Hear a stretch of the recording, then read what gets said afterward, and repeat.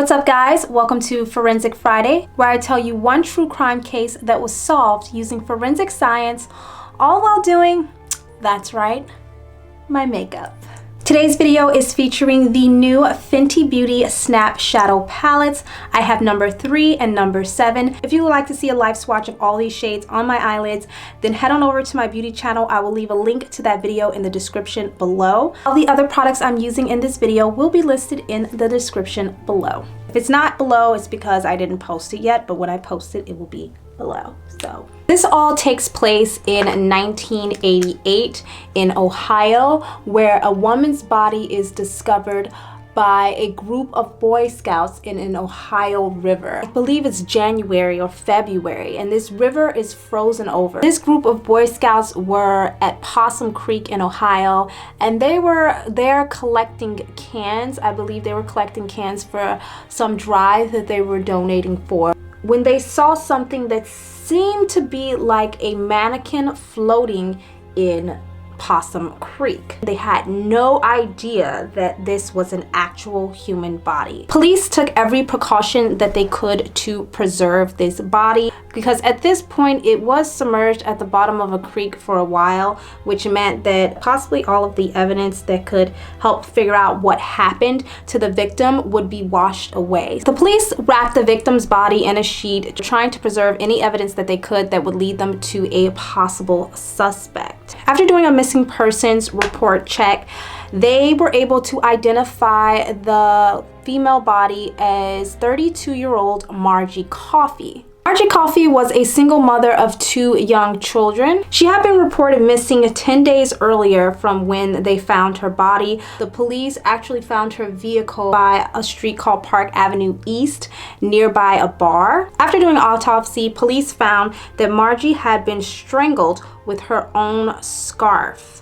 So the coroner estimated that she had been dumped in the river just 10 days before her body was found, which would have been around the same time that she was reported to have gone missing. Margie Coffey grew up on the outskirts of a small town called Butler, and she was one of 6 children. Her parents were real church-going people. People said she was a really exciting, outgoing, young girl. But of course, that led to a lot of troubles with Margie. As she grew up into a young teenager, she started to want her freedom and started to rebel a little bit, I guess, against her parents, which is only natural when you reach a certain age. I feel like as a teenager, you start to kind of try things and maybe get sucked into the wrong crowd. And this is exactly what happened to Margie. She ended up getting sucked into the wrong type of lifestyle. Margie would spend most of her time in Mansfield, which was a larger city outside of Butler. She started to make friends with a lot of not so good individuals. She started to do a lot of different things which got her in trouble with the law. She had some minor arrests for drug paraphernalia and prostitution. There were very low street crimes, but that's how the police kind of knew her, and she got onto their database. So eventually Margie decided to move away from that kind of lifestyle, and she married a man named Steve Coffey. This is when her lifestyle really started to change. She was not doing the same types of things she was doing before. She was a married woman now. She was wanting to start a family, so she was really changing and things were a lot different in her life. So the 2 of them got married and had a daughter named Angie. After a few years, the marriage did not go well, and Margie and Steve ended up getting a divorce. Obviously, in order to support herself and her daughter, Margie had to get a job. She got a job as a waitress. She also was going to a local college, and she was studying law enforcement. During this time, Margie had another child, but this time out of wedlock. She had a son named Brandon. Police did not know who the father was. It was kind of a mystery, so they started thinking maybe Margie had to return back to the streets, and that's where she got pregnant from. Maybe she was back into prostitution or something, because they really couldn't find a link to who the possible father of Brandon was. They were trying to find out if maybe someone in her past had a reason to want her dead. or maybe she owed some type of debt to someone and they had come to collect. But friends kept telling police that that was not the case, that Margie had been focusing on her family, on her kids, and also going to school, that she had really cleaned up and was going back to church, and she really wanted to get her life in order.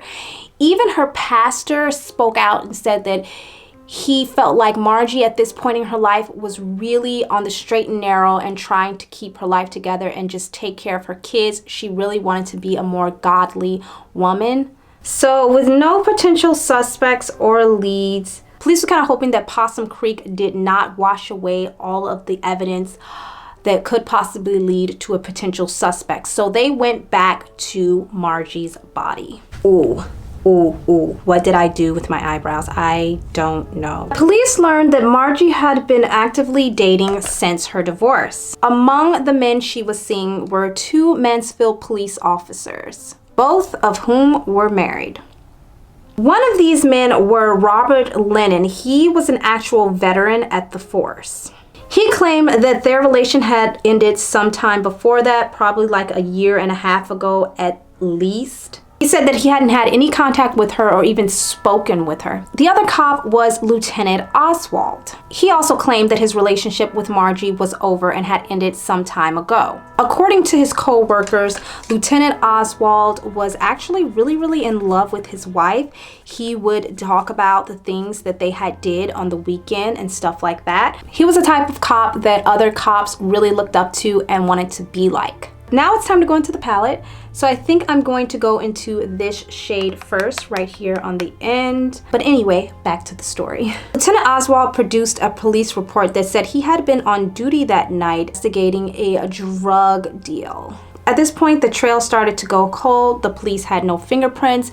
They had no real solid evidence, no DNA evidence to link anyone to the death of Margie Coffey. They didn't even have a weapon. So they figured they needed to explore other possibilities, and those possibilities would probably come from her. They went back to Margie to investigate her life a little bit more. Margie Coffey was last seen alive at a local diner. She was sitting in a booth with her school books open, studying for class. When investigators interviewed the owner of the diner, he said that Lieutenant Oswald was actually in the diner. He said that Lieutenant Oswald was in the diner at the same exact time as Margie.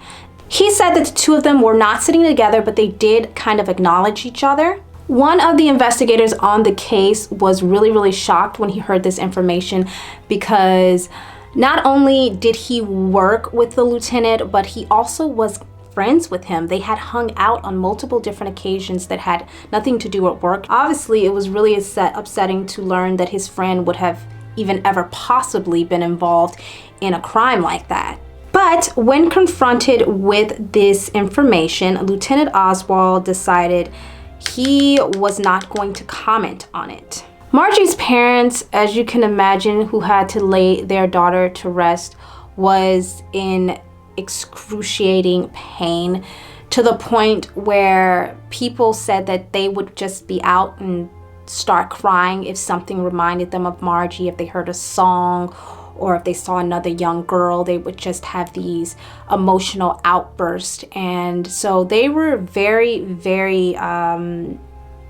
distraught over this entire thing. It's really something to have a child pass like that, is really something you kind of just don't ever get over. While all of this was going on, and as the police continued to investigate this case, one of the police officers at the station that Lieutenant Oswald worked at reported that he had saw something suspicious the night that Margie had passed.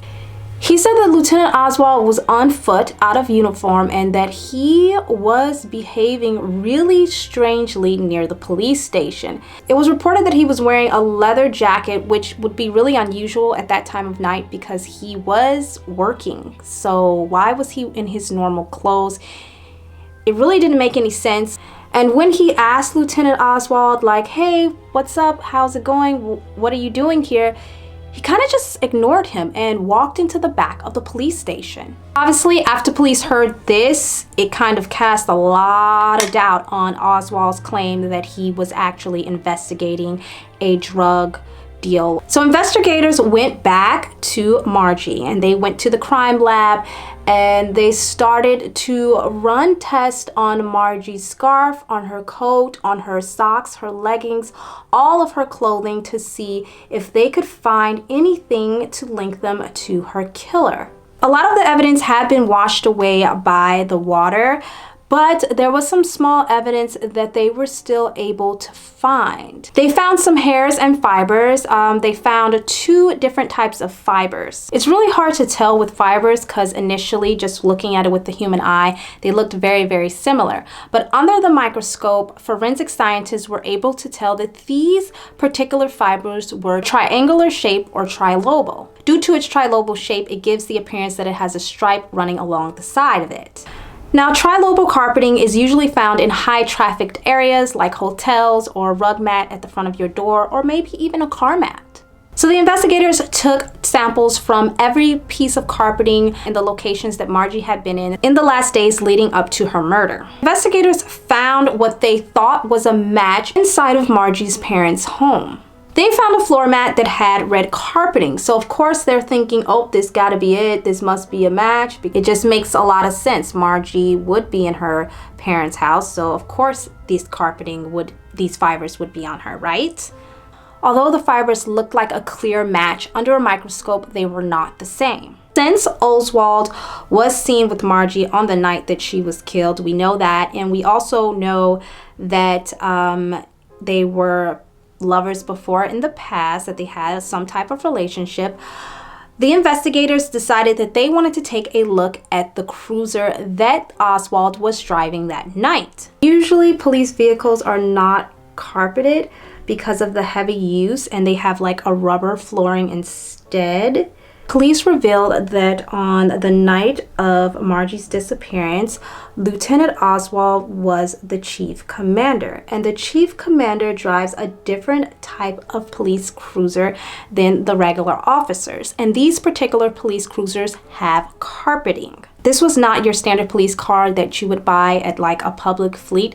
This police car was actually bought at a private auction. So the Mansfield Police Department had gone to a private auction and purchased a Chevy Caprice Classic. The carpet in the watch commander's car was, get this, red. The investigators took a small sample of the carpeting from the car, and at first they thought it looked very, very similar to the carpeting found in Margie's parents' house. So they did a chemical testing and it revealed that both fibers had been dyed with the same chemical, but it doesn't mean that the fiber actually came from Oswald's police cruiser.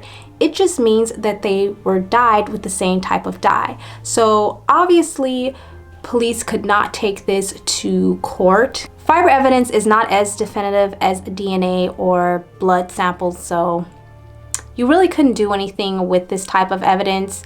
The circumstantial evidence in this case all pointed to Lieutenant Oswald. However, there was no evidence to actually convict him of any type of crime. I think the thing that was really bothering the police is that they did not have a motive. Like, if Lieutenant Oswald did murder Margie, why? Why would he do it? They had already ended things months before, as he said. Things were good with his wife. His wife didn't even know about Margie. After Margie had given birth to her son, Brandon, she told social services that she could not identify Brandon's father because the pregnancy was a result of rape. But later, when she went to college and applied for financial aid, she was required to identify Brandon's father and give an explanation as to why she was not receiving financial support from him. This prompted Margie to get a DNA test. Because she had recently become religious, she was a Jehovah's Witness at this point. The Jehovah's Witness told her that she could not tell a lie, she would have to tell the truth. And this is when Margie came forward and told them that Lieutenant Oswald was the father of Brandon. The paternity test revealed the probability of Lieutenant Oswald being the father of Brandon was 99.6%. With further investigation, law enforcement discovered that Oswald had refused to pay Margie when she originally asked for child support. They're not sure exactly why, but they speculated that maybe it was because he didn't want his wife to find out about the situation with Margie, because up until this point, his wife had no clue. It would really ruin his reputation at the police station if this got out. Not to mention his marriage. Originally, Oswald offered Margie a couple $1,000s from an insurance settlement that he had. It was about $3,000, I think, and Margie refused. She said that this was insufficient. Obviously, a couple $1,000s is not enough to pay for your child. Once all of this went to trial, during the trial, the prosecutors did bring forward another witness, a woman who claimed to have actually been working at the police station that Oswald was working at. She was doing an undercover investigation, but she claimed to have also had been having an affair with Oswald. This woman not only testified that Oswald had told her that he murdered Margie, but that he provided to her details of the crime. She claimed that Oswald told her that after Margie and him saw each other in the diner, that they went out to his police car to discuss the child support that he had offered her. He kept telling her to just accept the money and be done with it, and he would leave her alone. But she refused, and the argument escalated. This is when Margie threatened to expose that Lieutenant Oswald was Brandon's father. This is where things got really heated, and Margie slapped him. Oswald responded with strangling her with her own scarf. Forensic evidence revealed that Lieutenant Oswald put Margie's lifeless body in the back of his police cruiser. The jury found Lieutenant Lee Oswald guilty of voluntary manslaughter and abusing a corpse. He was sentenced to 10 to 25 years in prison. Although he was found guilty, Lieutenant Oswald maintains his innocence, saying that he had nothing to do with the killing of Margie Coffey and that he was actually on duty that night. Thanks to forensic science and some solid police work, they were actually able to solve this case. Okay, you guys, this is the almost finished look. I'm just gonna go in and top everything off with Screamer from ColourPop's Sophia Nagard collection.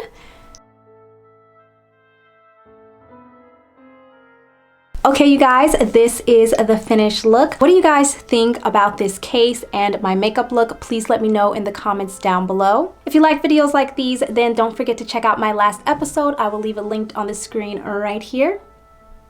And as always, don't forget to like, comment, and subscribe. And I will see you next Friday with another Forensic Files episode. Bye.